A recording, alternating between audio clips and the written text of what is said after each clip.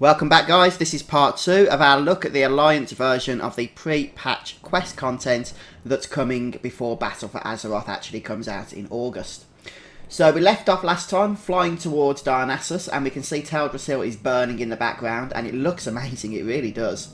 Unfortunately, I'm not sure whether it's bugged or if there's something not quite playing as it should be at this point, but we can't actually fly there. There's an invisible barrier that's been put up that stops us from getting there. Instead, we have to get back to Darkshore here.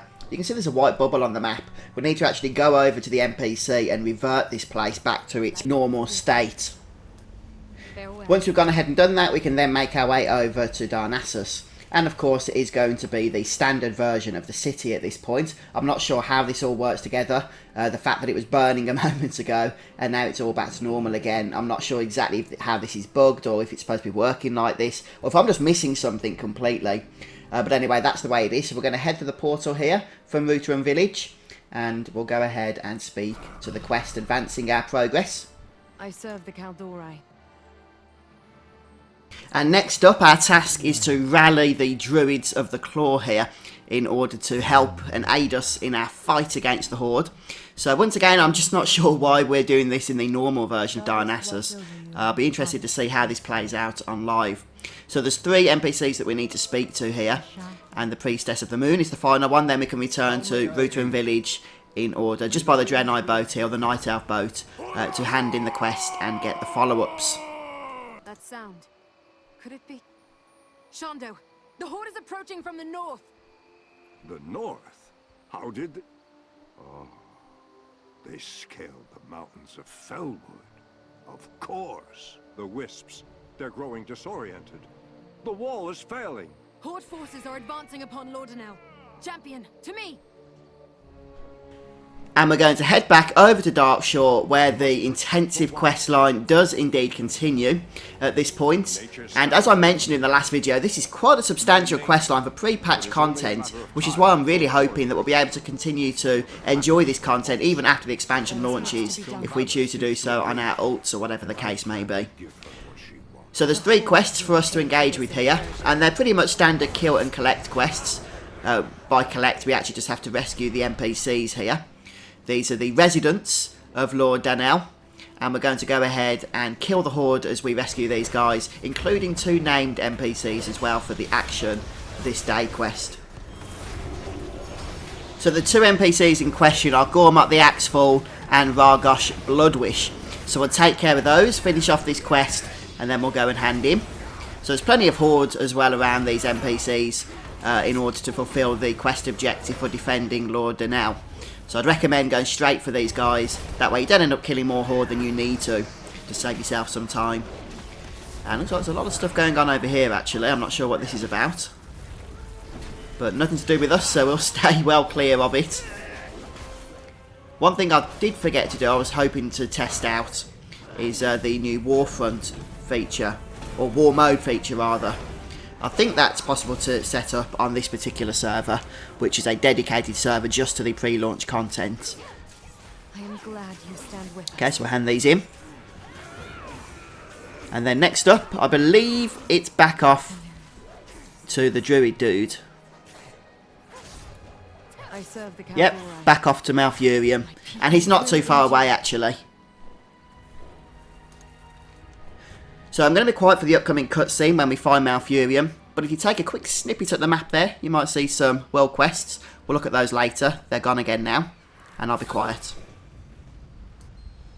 The war chief faces storm rage alone. I must... Sour Fang? An audience. Perfect.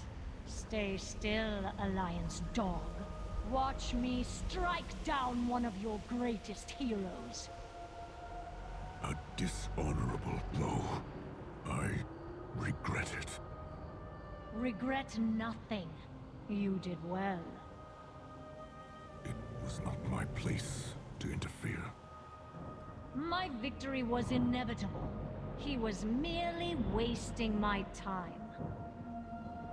Finish him and be done with it. Take a moment if you like. Then take his head. Meet me at the World Tree. You have led your horde in service of death. You will regret this day. Malfurion! No! You did not kill him, Orc. Why? I struck without honor. I did not deserve to end him. This entire war is without honor. How dare you spill so much innocent blood for nothing? Not for nothing. We spill blood so that the Horde will endure. Because you spared Malfurion, I will offer you a choice. Attempt to stop me from taking him away and die, or remain there kneeling in the dirt and live. You have a choice as well. Take him to Darnassus and both of you will fall when we conquer it. Or flee somewhere far from here, so that you both survive.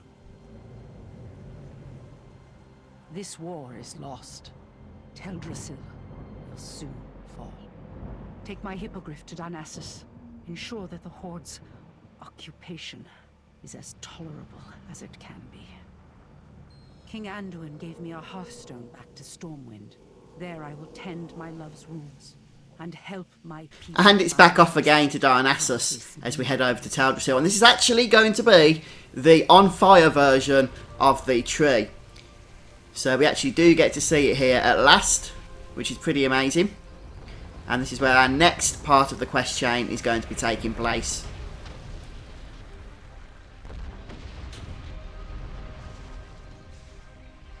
Greetings, champion.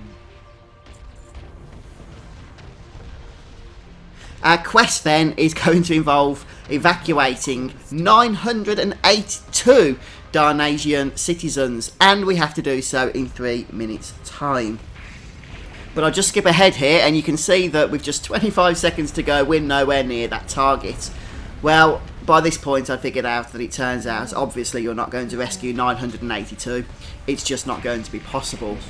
But obviously you still want to probably go ahead and rescue as many as you can, though I don't think it matters in all honesty, you know, how many you do get. You could probably just sit this quest out completely and it would still progress for you afterwards. I could be wrong on that, maybe you do have to rescue a few, but I don't think that's the case. Hero, hero, can you hear me?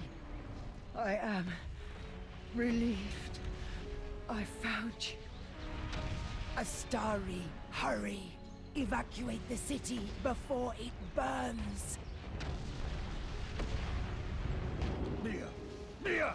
Open your eyes, my queen! My love!